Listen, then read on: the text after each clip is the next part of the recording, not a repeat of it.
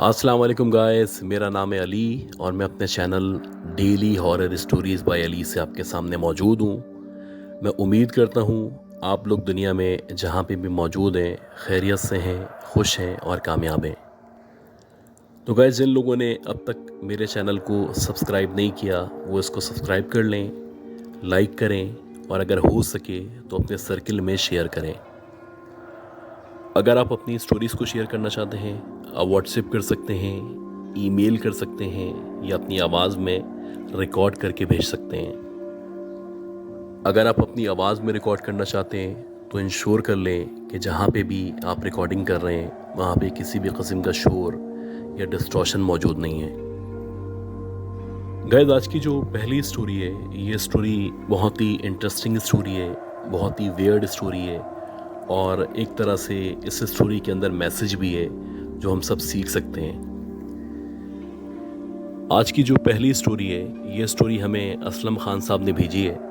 और ये बताते हैं कि ये जो वाक़या है ये इनके फादर के साथ पेश आया था और हम कोशिश करेंगे कि ये जो वाक़या है ये इनके फादर की ही ज़बानी हम सुन सकें ताकि हमें सुनने में, समझने में आसानी हो सके। मेरा नाम दिलावर खान है और मैं पेशे के एतबार से एक ट्रक ड्राइवर हूँ। जब मैं 15-16 साल का था तो उस वक्त मेरे फादर ट्रक चलाया करते थे और उन्हीं दिनों मैं उनके साथ जगह जगह ट्रैवल किया करता था। तो इस तरह ना सिर्फ मुझे रास्तों का पता चल रहा था बल्कि आहिस्ता आहिस्ता मैं ट्रक चलाने का जो अमल है या जो ट्रक चलाने का तरीक़ाकार है उससे वाकिफ़ हो रहा था। जैसे जैसे दिन गुजर रहे थे वैसे वैसे मुझे अंदाज़ा हो रहा था कि मैं भी ट्रक चला सकता हूँ या मुझे ट्रक चलाना आ चुका है। सब कुछ अच्छा चल रहा था, ज़िंदगी बड़ी स्मूथ थी और सब लोग खुश थे कि एकदम से वो कुछ हुआ जिसके बाद मेरी जो पूरी की पूरी ज़िंदगी थी वो बदल गई। देखते ही देखते जो मेरे फादर थे एकदम से उनके दिल में तकलीफ़ शुरू हुई और ना सिर्फ दिल में तकलीफ़ शुरू हुई बल्कि देखते ही देखते उनकी 2 से 3 दिन के अंदर अंदर डेथ हो गई। जब मेरे फादर की डेथ हुई तो मैं बहुत छोटा सा था, यानी कि मैं 16 या 17 साल का था और मेरे फादर के ऊपर बहुत सारे कर्ज़े थे जो उनको अदा करने थे। मेरे जितने भी सराउंडेड लोग थे, जितने भी चचा वगैरह थे, मामू थे, सबका यही ख्याल था कि जो भी पैसे वगैरह उधार लिए हुए मेरे फादर ने इस ट्रक को बेच के मुझे वो पैसे अदा कर देने चाहिए और जो पैसे बचेंगे उससे कोई छोटा सा कारोबार कर लेना चाहिए। अब क्योंकि ना मेरा शनाख्ती कार्ड बना था, ना मेरा लाइसेंस था, ना मेरे पास ट्रक का लाइसेंस था, तो बड़ा मुश्किल था कि मैं ट्रक को चला सकूं। लेकिन मेरा यही ख्याल था, बल्कि मेरा ये मानना था कि अगर मैं इस ट्रक को चलाऊंगा तो मैं अपने फादर की तरह अच्छे पैसे कमा सकता हूँ, बजाय इसके कि मैं इसको बेचूं। जब तक मेरा शनाख्ती कार्ड नहीं बनता या जब तक मेरा लाइसेंस नहीं बनता तो मैं किसी एक शख्स को ड्राइवर के तौर पे रख लेता हूँ और जो भी आमदनी होगी उसमें तय कर लेंगे कि 50-50% होगा। और जैसे जैसे टाइम गुजरता चला जाएगा या मेरे हालात बेहतर होते चले जाएंगे या मेरा लाइसेंस बन जाएगा तो उसके बाद ये जो मेरे फादर की निशानी है, जो कि इनका रोज़गार था, ये जो ट्रक था, वो मैं ख़ुद से चलाया करूँगा। मेरा जो ये फ़ैसला था, तकरीबन सारे के सारे ख़ानदान वाले, ख़ास तौर पे चचा, इस चीज़ के ख़िलाफ़ थे, लेकिन मैं ज़िद पे था और मेरी ज़िद यही थी कि ये जो ट्रक है ये मेरे फादर की निशानी है। मैं नहीं चाहता कि मैं इसको सेल करूं या इसको किसी और को बेचूं। खैर, काफ़ी बहस और मुबाहिसे के बाद यही तय पाया कि ये जो ट्रक है वो हम अपने पास रखेंगे और उसके बाद से हम लोगों ने एक ट्रक ड्राइवर की तलाश शुरू कर दी। ये बताते हैं कि तकरीबन 1 से 1.5 महीना लगा और अल्लाह की तरफ से एक मेहरबानी हुई कि हमें एक अच्छा सा आदमी मिल गया जो एक बहुत अच्छा ईमानदार ड्राइवर था और मैं उसके साथ मुख्तलिफ़ रूट्स पे जाने लगा। इसी दौरानिए में देखते ही देखते हमारा जो बिज़नेस था वो चलने लगा, मुख्तलिफ़ कॉन्ट्रैक्ट्स हमें मिल गए। आहिस्ता आहिस्ता करके ये जो कॉन्ट्रैक्ट्स थे ये बढ़ते चले गए और हम लोग जो भी हमारा कारोबार था उसमें तरक्की पाते चले गए। ये बताते हैं कि तकरीबन 2 से 3 साल के अंदर अंदर ऑलमोस्ट सारे पाकिस्तान का मैं चक्कर लगा चुका था और अब मेरा शनाख्ती कार्ड बन चुका था। शनाख्ती कार्ड बनने के बाद मुझे लाइसेंस की प्रोसेस से गुजरना था। ये बताते हैं कि जब भी मैं अपने फादर के साथ ट्रक पे जाता था तो मैं एक चीज़ ऑब्ज़र्व करता था, और वो चीज़ ये थी कि कुछ एरियाज़ थे, यानी कि सक्कर से जब आप आगे बढ़ते हैं यानी पंजाब की तरफ जाते हैं, तो वहाँ से कुछ एरियाज़ थे या कुछ हाईवेज़ थे जहाँ पे मेरे फादर कोशिश किया करते थे कि रात में ट्रैवल ना करें। उनकी कोशिश ये होती थी कि अगर वहाँ पे वो पहुँच चुके हैं और रात हो चुकी है तो पूरी रात वहीं पे वो स्टे करें, बजाय इसके कि उस हाईवे पे मज़ीद आगे बढ़ते रहें या उस रूट पे गाड़ी चलाएं। और जब भी मैं उनसे पूछा करता था तो वो बोलते थे बस ये कुछ एरियाज़ ऐसे हैं जहाँ पे मैं कोशिश करता हूँ कि रात में ट्रैवल ना करना पड़े। और मेरी कोशिश यही होती है कि अगर मैं इन एरियाज़ में आ चुका हूँ तो किसी होटल में या किसी जगह रात गुजार लूँ, और जब सुबह हो जाए तो सुबह निकल जाऊँ। उस वक्त ये बातें मेरी समझ में नहीं आती थी और मैं सोचता था कि आखिर ये ऐसा क्यों करते हैं। बहरहाल किस्सा मुख्तसर, ये बात मेरे जहन में अभी मौजूद थी, और यही चीज़ जो नया ड्राइवर था, यानी कि जिसके साथ मैं अब ट्रक में बैठा होता था, जो मेरा ट्रक चलाया करता था, उसके अंदर भी मैंने ये बात ऑब्ज़र्व की थी कि सक्कर से आगे जब पंजाब शुरू होता है तो कुछ एरियाज़ इस तरह के हैं जहाँ पे वो रात के टाइम में जाने से अवॉइड करता है, और अगर वो वहाँ पे रात में पहुँच भी जाए तो किसी होटल में किसी जगह रात गुजारता है और फजर होने के बाद अपना ट्रक चलाता है। खैर, इसी तरह टाइम गुजरता रहा और देखते ही देखते मेरा लाइसेंस बन गया। अब मेरा लाइसेंस तो बन चुका था, लेकिन जिसको हमने एज ट्रक ड्राइवर रखा हुआ था उससे हमारी बहुत अच्छी अंडरस्टैंडिंग हो चुकी थी। वो बहुत अच्छा नेक इंसान था, बड़ा हेल्पफुल इंसान था। तो अब मैं नहीं चाहता था कि वो कहीं पे जाए। अब हमने यही किया कि इसके साथ साथ एक और ट्रक किस्तों पे ले लिया, यानी कि वो जो ट्रक हमारा पुराना वाला था जो मेरे फादर की निशानी थी उसको मैं चलाने लगा, और जो दूसरा ट्रक हमने लिया तो वो हमारे नए ड्राइवर को हमने दे दिया था। इसी तरह कुछ मज़ीद टाइम गुजरा और अब हम अलग अलग इंडिविजुअली रूट्स पे जाने लगे। अब मैं मुकम्मल तौर पे एक बड़ा ड्राइवर बन चुका था और मुझे सारे के सारे रूट्स पता थे, सारी कंपनी से मेरा राब्ता था, बड़े बड़े कॉन्ट्रैक्ट्स मुझे मिला करते थे। तो ऐसे ही एक दफ़ा एक कॉन्ट्रैक्ट मुझे मिला, और उस कॉन्ट्रैक्ट के मुताबिक मुझे सामान सक्कर से बिहाड़ी की तरफ लेके जाना था। ये जितना भी सामान था ये एक स्टील मिल का सामान था, और मेरी ज़िम्मेदारी थी कि इस सामान को बाहिफाजत टाइम के अंदर अंदर बिहाड़ी के अंदर पहुंचा दूं। ये जनवरी के शुरू की या दिसंबर के आखिर की बात थी, और ग़ालिबन ये 1991 या 92 का साल था। शदीद सर्दी हो रही थी, और मुझे जो सामान दिया गया था उस सामान के लिए मुझे 2 दिन पहले इन्फॉर्म कर दिया गया था कि 2 दिन के अंदर अंदर आपने ये सामान बिहाड़ी पहुंचाना है। 2 दिन मेरे लिए काफ़ी थे, और मेरा यही ख्याल था कि मैं 2 दिन से पहले ही पहुंचा दूंगा। तो ऐसे हुआ कि मैं अपने टाइम पे निकला, और जब मैं निकला तो सब कुछ नॉर्मल था, और बज़ाहिर ऐसा नहीं लग रहा था कि कोई मसला होने वाला है। शदीद सर्दी चल रही थी, और मैं कोशिश करके जैसे तैसे टाइम के अंदर अंदर वहाँ पे पहुँच गया जहाँ पे मुझे सामान पहुँचाना था। और जब मैं वहाँ पे पहुँचा तो रात के तकरीबन 10 साढ़े 10 बजे का टाइम था। खैर, ये जो सामान वगैरह मेरे पास मौजूद था इसको अनलोड करने में कम से कम 2 से ढाई घंटे लगे, और जब ये सारा का सारा सामान अनलोड हो गया तो वापसी में इत्तफाक से मेरे पास कोई और कॉन्टैक्ट नहीं था, या वापसी में कोई और सामान नहीं था। तो मैं ऐसी कन्फ्यूजन में था कि क्या मैं यहाँ पे रात गुजार लूँ, और अगर मैं यहाँ पे रात गुजारता हूँ तो इस बात की क्या श्योरिटी है कि सुबह मुझे सामान मिल जाएगा, या फिर मैं अपने शहर की तरफ या अपने घर की तरफ रवाना हो जाऊँ और वहाँ पहुँच के जो मेरा 2 दिन बाद का नया कॉन्ट्रैक्ट है उसकी तैयारी करूँ। खैर, रात के तकरीबन 1 बजे मैंने यही फ़ैसला किया कि मैं वापस रवाना हो जाता हूँ, क्योंकि अगर मैं यहाँ पे रात रुकूँगा तो अगले दिन निकलूँगा, और अगले दिन भी अगर मुझे कोई कॉन्ट्रैक्ट नहीं मिला या कोई सामान नहीं मिला तो मेरा दिन भी ज़ाया होगा, और फिर जो मेरा अगला कॉन्ट्रैक्ट है या जो मेरा अगला प्रोजेक्ट है या जहाँ पे मुझे सामान पहुँचाना है उसके बारे में अपना होमवर्क नहीं कर सकूँगा। लिहाजा रात के तकरीबन 1 बजे मैं वहाँ से निकला, और मेरा यही ख्याल था कि अगले दिन दोपहर तक या शाम तक मैं अपने शहर पहुँच जाऊँगा, और वहाँ जाके फिर जो अगला मेरा प्रोजेक्ट है उसकी तैयारी शुरू कर दूँगा। ये बता दें कि तकरीबन 1 से 1.5 घंटे तक ट्रक स्मूथ चलता रहा, सब कुछ नॉर्मल था। हाँ, शदीद सर्दी हो रही थी, बहुत ज़्यादा धुंध थी, तो जिसकी वजह से गाड़ी जो थी उसकी स्पीड बहुत कम की हुई थी मैंने। یہ بتاتے ہیں کہ ابھی میں ہائی وے پہ ہی موجود تھا اور رات کے تقریباً 3 ساڑھے 3 بجے کا ٹائم تھا کہ ایک دم سے جو میرا ٹرک تھا وہ جھٹکے لینے لگا اور بظاہر ایسا لگنے لگا کہ جیسے خراب ہونے والا ہے یا خراب ہو گیا ہے۔ کچھ دیر تک میری سمجھ ہی نہیں آیا کہ میں کیا کروں، کیونکہ فیول بھی موجود تھا، آئل بھی موجود تھا، کوئی ایسا مسئلہ بظاہر لگ نہیں رہا تھا۔ خیر، جب میرا ٹرک خراب ہوا یا بند ہوا تو مجھے اندازہ ہی نہیں ہوا کہ میں اسی ہائی وے پہ یا اسی اسٹریٹ پہ موجود ہوں جہاں پہ اکثر میرے فادر جانے سے اوائڈ کیا کرتے تھے، اور اگر وہاں پہ پہنچ بھی جائیں تو کوشش کرتے تھے کہ کسی ہوٹل میں کسی جگہ پہ رات گزار لیں اور صبح وہاں سے روانہ ہوں۔ خیر، جہاں پہ میرا ٹرک بند ہوا تھا اتفاق سے وہاں پہ سراؤنڈڈ میں نہ کوئی ہوٹل موجود تھا،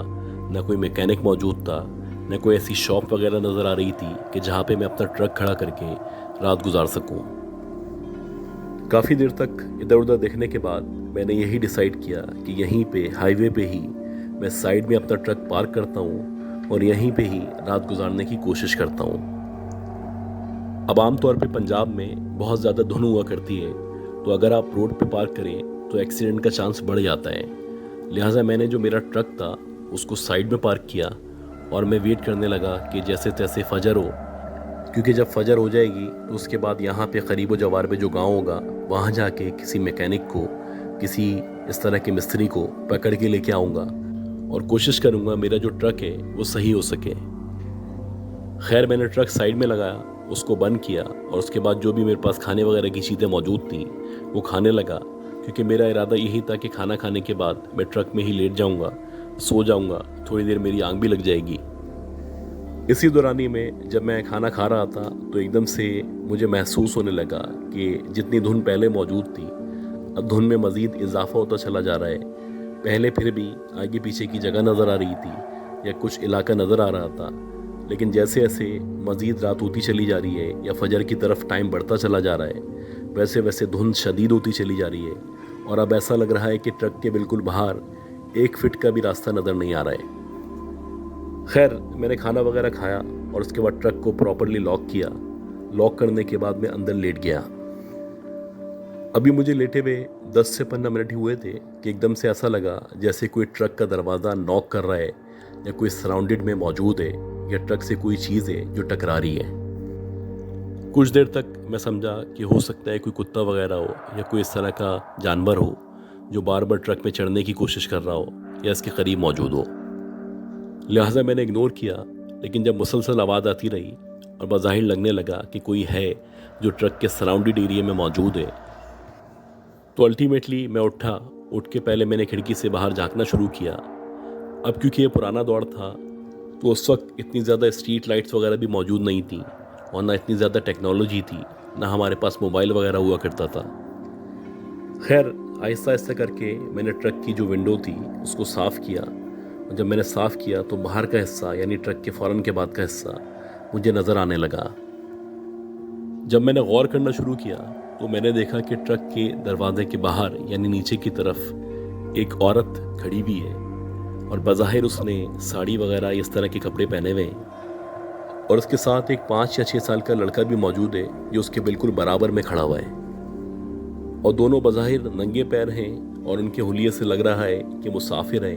یا دنیا سے ستائے ہوئے ہیں۔ بہت برا ان کا حلیہ ہو رہا تھا، ان کے بال گندے سندے ہو رہے تھے، پورے جسم پہ مٹی لگی ہوئی تھی، اوپر سے اتنی شدید سردی میں ایسا لگ رہا تھا کہ جگہ جگہ سے ان کی اسکن خراب ہو رہی ہے، اور نہ صرف خراب ہو رہی ہے بلکہ اس اسکن میں سے خون نکل رہا ہے۔ خیر، میں بڑا حیران تھا کیونکہ آلموسٹ -1 یا 0 کے قریب ٹیمپریچر تھا، اور ان لوگوں نے نہ کوئی سویٹر پہنا ہوا تھا، نہ کوئی جیکٹ پہنی ہوئی تھی، نہ کوئی شال اوڑھی ہوئی تھی، بلکہ یہ لوگ ننگے پیر باہر موجود تھے۔ خیر، کچھ دیر تک میں ان کو دیکھتا رہا اور میرے دل میں ترس آ گیا۔ میں ابھی دروازہ کھولنے ہی والا تھا کہ ایک دم سے میری نظر اس کے پیچھے پڑی۔ میں نے دیکھا کہ وہ جو عورت ہے اور وہ جو بچہ ہے یا لڑکا ہے، ان دونوں کے پیچھے ایک بکری یا اس طرح کا کوئی جانور ہے جو کھڑا ہوا ہے۔ جب میں نے اس جانور پہ یا اس چوپائے پہ غور کرنا شروع کیا تو بظاہر ایسا لگ رہا تھا کہ اس کی جو گردن ہے وہ کٹی ہوئی ہے اور اس میں سے مسلسل خون بہہ رہا ہے۔ اب یہ جو منظر تھا یہ میری سمجھ سے باہر تھا، کیونکہ وہ جو عورت تھی یا وہ جو بچہ تھا ان کو دیکھ کے یا ان کے حلیے پہ ترس کھایا جا سکتا تھا، لیکن ان کے بالکل پیچھے جو ان کے ساتھ ایک جانور موجود تھا یا جو بھی چوپاہا تھا، اس کی گردن سے خون نکل رہا تھا، لیکن اس کے باوجود بھی وہ مکمل طور پہ نارملی جیسے موو کیا کرتے ہیں ویسے ہی موو کر رہا تھا۔ خیر اب مجھے تھوڑا سا شک ہوا یا تھوڑا سا ڈر لگا، اور میں سوچنے لگا کہ یہ ہائی وے تو وہی ہے جہاں پہ میرے فادر جانے سے اوائڈ کیا کرتے تھے، اور اگر چلے بھی جائیں تو وہ کوشش کرتے تھے کہ کسی ہوٹل میں یا کسی دکان کے باہر رات گزار سکیں۔ کچھ دیر تک میں ان کو آبزرو کرتا رہا، مسلسل وہ جو عورت تھی یا وہ جو بچہ تھا ٹرک کو بجاتے رہے، اور وہ مجھ سے ریکویسٹ کرتے رہے کہ جیسے میں اس کا دروازہ کھول دوں۔ خیر میں نے دروازہ نہیں کھولا، مسلسل میں ان کو آبزرو کر رہا تھا، اور جب میں نے تقریباً 5 سے 7 منٹ تک نہ دروازہ کھولا نہ باہر جھانکا، تو اس کے بعد ایک دم سے ایک بڑی سی اینٹ میرا جو ٹرک تھا اس کے شیشے سے آ کے ٹکرائی، اور جب اینٹ میرے شیشے سے آ کے ٹکرائی تو مجھے غصہ آیا، اور میں باہر کی طرف جھانکنے لگا، اور میں یہ سوچنے لگا کہ اگر میں ان کی مدد نہیں کر رہا یا دروازہ نہیں کھول رہا تو انہوں نے پتھر مارنا شروع کر دیے ہیں۔ ابھی میں یہ سوچ ہی رہا تھا کہ ایک دم سے لیفٹ سائڈ سے ایک بڑی سی اینٹ شیشے سے آ کے ٹکرائی، اور پھر اسی طرح باری باری چاروں طرف سے باقاعدہ بڑی بڑی اینٹیں آ کے میرے ٹرک پہ گرنے لگیں، اور ایک عجیب ماحول تھا جو کریٹ ہو چکا تھا، کیونکہ وہ جو عورت تھی یا وہ جو بچہ تھا ان کے بس میں کسی بھی طرح نہیں تھا کہ وہ اس طرح کی بڑی اینٹ کو اٹھا سکیں، اور اگر اٹھا بھی لیں تو اتنا اونچا پھینک سکیں۔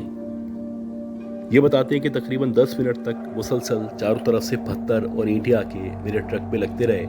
اور جب میں نے جیسے تیسے ہمت کر کے ونڈو سے باہر جھانکا تو وہ جو عورت تھی یا وہ جو بچہ تھا وہ ٹرک کے باہر سیدھے ہاتھ پہ جو دروازہ تھا وہیں نیچے کھڑے ہوئے تھے، اور مسلسل زور زور سے ہنس رہے تھے۔ حالانکہ وہ لوگ یہاں پہ کھڑے ہوئے تھے لیکن اینٹیں چاروں طرف سے آ کے گر رہی تھیں۔ خیر اب مجھے اندازہ ہو چکا تھا کہ یہ جو معاملہ ہے وہ نارمل نہیں ہے، اور یہ جو عورت ہے اور یہ جو بچہ ہے یہ نارمل انسان نہیں ہے۔ خیر کچھ دیر تک میں خاموش رہا، اس کے بعد میرے دماغ نے جب کام کرنا شروع کیا تو جو بھی مجھے آیت وغیرہ آتی تھی وہ میں نے پڑھنا شروع کی۔ یہ بتاتے کہ جیسے جیسے میں آیت پڑھنا شروع کر رہا تھا ویسے ویسے ایسا لگ رہا تھا کہ چاروں طرف سے مسلسل پتھروں کی بارش شروع ہو چکی ہے، اور وہ جو عورت اور بچہ ہیں وہ زور زور سے ہنس رہے ہیں۔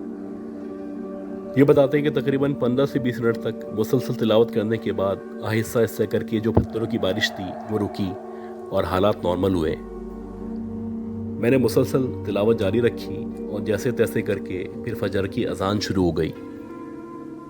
جب فجر کی اذان شروع ہوئی تو میرا تھوڑا سا حوصلہ بڑھا، اور اذان جب ہو رہی تھی تبھی میں نے ٹرک کا دروازہ کھولا اور جیسے تیسے باہر کی طرف نکلا۔ میں نے باہر جا کے چاروں طرف کا معائنہ کیا، وہاں پہ بہت ساری بے تحاشا اینٹیں پڑی ہوئی تھیں، پتھر پڑے ہوئے تھے، اور باقاعدہ جہاں پہ وہ بچہ وہ عورت کھڑے ہوئے تھے ان کے پیچھے کی سائڈ پہ جہاں پہ وہ جانور موجود تھا جس کی گردن کٹی ہوئی تھی وہاں پہ بہت سارا خون پڑا ہوا تھا، اور نہ صرف وہاں پہ بہت سارا خون پڑا ہوا تھا بلکہ ٹرک کے چاروں طرف خون آلود پاؤں کے نشانات موجود تھے، اور ایسا لگ رہا تھا کہ کسی کا پاؤں خون آلود تھا یا اس کے پاؤں سے خون نکل رہا تھا یا رس رہا تھا، اور اس نے ٹرک کے چاروں طرف شکل لگائے ہیں۔ اور یہ جو پاؤں کے نشانات تھے جیسے نارملی انسان کے پاؤں کے نشانات ہوتے ہیں کہ اس میں 5 انگلیاں ہوتی ہیں، یہ ویسے نشانات نہیں تھے، ان میں باقاعدہ محسوس ہو رہا تھا کہ 3 انگلیوں کے نشانات موجود ہیں، اور نارملی کسی انسان کے یا کسی جانور کے اس طرح کے پاؤں نہیں ہوا کرتے۔